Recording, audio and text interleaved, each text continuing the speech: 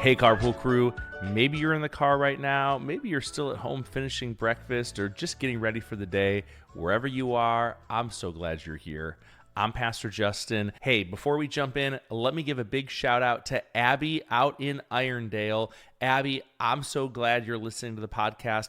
Never forget that God sees you and he loves you very much. And I can't forget Parker. You're turning 5 years old today out there in Florida. Parker, have an incredible birthday. Let's jump into today's verse of the day. It is from Exodus chapter 3, verse 12. This is one of my favorite stories from the Bible, the burning bush. I love this story. Here's what it says. I will certainly be with you. See, that's God speaking to Moses, and it's a promise God still keeps today. So what's going on here? At this point in history, Moses is not famous yet. He isn't leading anyone. He isn't doing any miracles or parting the Red Sea. People don't know his name. He's taking care of sheep. He's a shepherd right now. He's walking, he's watching, he's doing his job. He actually works for his father-in-law, Jethro.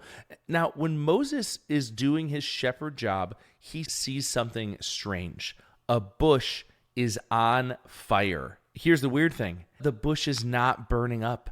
There's no ashes. There's no smoke fading away into the distance. It just keeps burning.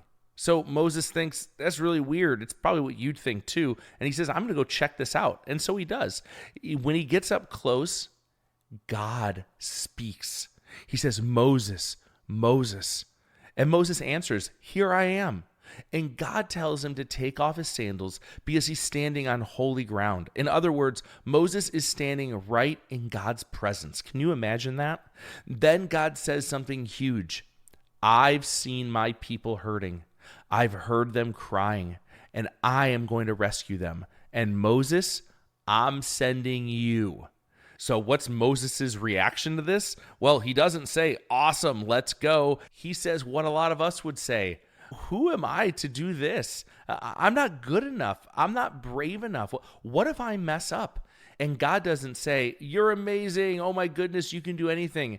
He says something way better. He says what I think you and I want to hear. Every kid, every parent, even Pastor Justin, I want to hear this. God says, I will be with you. Then Moses asks a couple more questions. Well, what if they don't believe me? What if they ask who sent me?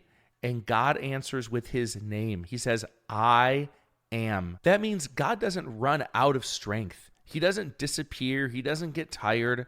And God is honest with Moses. It won't be easy, but I will win, and I will be with you. So how could this show up in your real life today?